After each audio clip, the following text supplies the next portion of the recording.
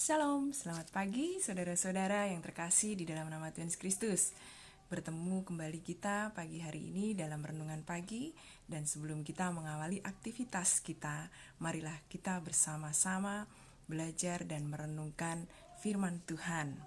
Pagi hari ini tema adalah rambu-rambu hidup. Untuk bacaannya terambil dari Yesaya pasal 5 ayat 8 sampai dengan 24. Sebelum kita bersama-sama merenungkan firman Tuhan, marilah kita bersatu hati di dalam doa. Mari kita berdoa. Bapa kami yang ada di surga, yang kami sembah dan kami muliakan di dalam nama Tuhan Yesus Kristus. Puji Tuhan, pada pagi hari ini kami boleh bangun dengan tubuh yang sehat. Dan kami bersyukur Tuhan menjaga dan menyertai kami sepanjang malam dalam istirahat kami. Terima kasih Tuhan Yesus, kami percaya ketika Tuhan mengizinkan kami pagi hari ini bangun, Tuhan punya rencana yang indah di dalam hidup kami. Sebentar kami akan merenungkan firman-Mu Tuhan, urapilah kami dan curahkanlah Roh Kudus-Mu ke atas kami. Berkati dan sertai kami masing-masing di rumah. Terima kasih Bapa. Di dalam nama-Mu Tuhan Yesus Kristus, kami berdoa dan mengucap syukur. Haleluya. Amin. Sekali lagi, bacaan kita pada pagi hari ini yang akan kita renungkan terdapat di dalam Yesaya pasal 5 ayat yang ke-8 sampai dengan 24. Adapun natsnya terdapat di dalam ayat yang ke-24. Saya akan membacakannya untuk saudara-saudara yang di rumah. Yesaya pasal 5 ayat yang ke-24. Demikianlah firman Tuhan. Sebab itu seperti lidah api memakan jerami dan seperti rumput kering habis lenyap dalam nyala api, demikian akar-akar mereka akan menjadi busuk dan kuntungnya akan beterbangan seperti abu. Oleh karena mereka telah menolak pengajaran Tuhan semesta alam dan meminta firman yang dan menista firman Tuhan yang Maha Kudus Allah Israel. Amin. Saudara yang terkasih di dalam nama Tuhan Yesus Kristus, dalam surat Yakobus pasal 1 ayat yang ke-25 dituliskan, tetapi barang siapa meneliti hukum yang sempurna, yaitu hukum yang memerdekakan orang, dan ia bertekun di dalamnya, jadi bukan hanya mendengar untuk melupakannya, tetapi sungguh-sungguh melakukannya, ia akan berbahagia atas perbuatannya. Hukum manakah yang dimaksud hukum yang memerdekakan orang bila bukan firman Tuhan? Saudara, firman Tuhan itu bagaikan rambu-rambu lalu lintas. Di dalamnya tidak hanya berisi larangan, tetapi sekaligus juga peringatan dan petunjuk. Jauh-jauh waktu sudah ada petunjuk untuk diperhatikan. Lebih dekat lagi, ada peringatan supaya lebih waspada dan berhati-hati.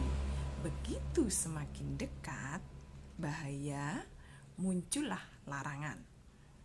Petunjuk, peringatan, dan larangan diberikan oleh lalu lintas agar kita selamat dan tidak menemui musibah apapun.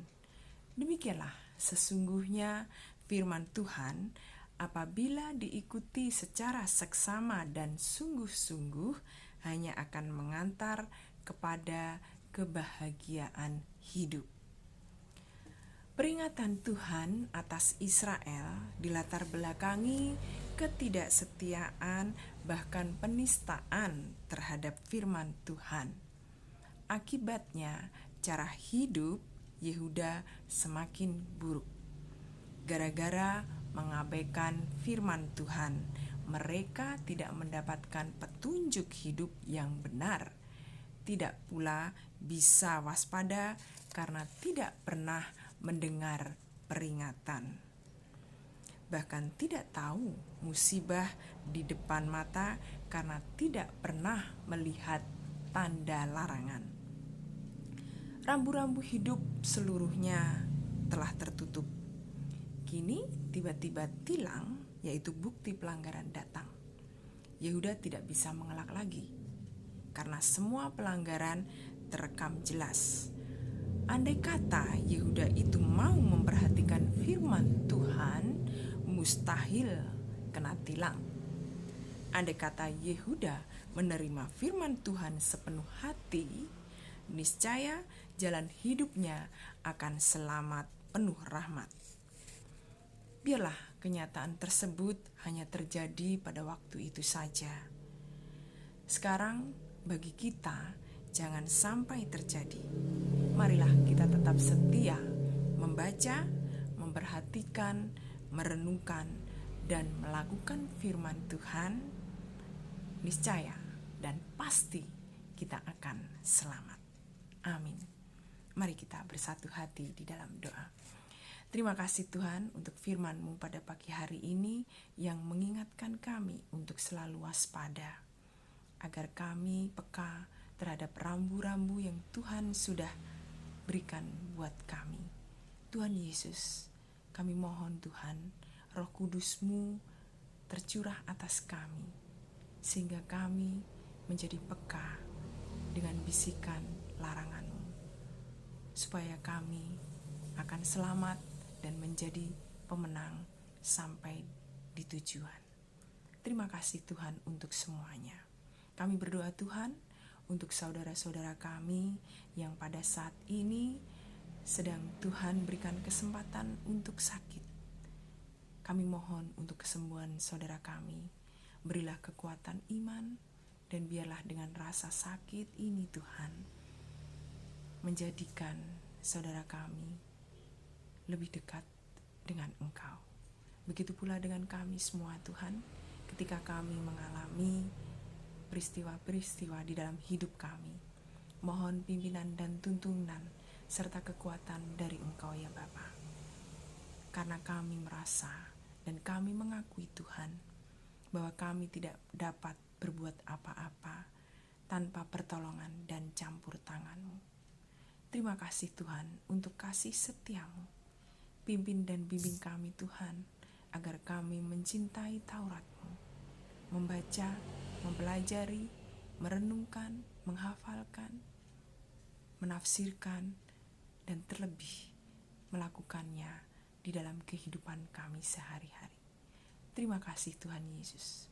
Kami serahkan Tuhan, kami saudara-saudara kami juga yang pada saat ini sedang bersuka cita. Biarlah dengan sukacita ini kami selalu bersyukur dan senantiasa lebih dekat dengan Engkau. Pimpin dan bimbing kami Tuhan untuk senantiasa melayani Engkau, menjadi garam dan terang dunia di dalam kehidupan kami sehari-hari, di dalam pekerjaan kami, dalam aktivitas kami. Terima kasih Tuhan Yesus. Kami serahkan hari ini sampai selama-lamanya hidup kami hanya di dalam tangan kuasa-Mu saja. Haleluya. Amin. Saudara yang terkasih di dalam nama Tuhan Yesus Kristus, selamat beraktivitas dan biarlah firman Tuhan tidak lalu begitu saja. Kita akan bersama-sama kembali pada aktivitas kita masing-masing dengan menaikkan pujian dari Kidung Jemaat nomor 413, bait yang pertama dan bait yang kedua. Tuhan, pimpin anak-Mu. Selamat beraktivitas, selamat melayani, dan selamat menjadi garam dan terang dunia. Alaihim shalom. Tuhan memberkati. Amin.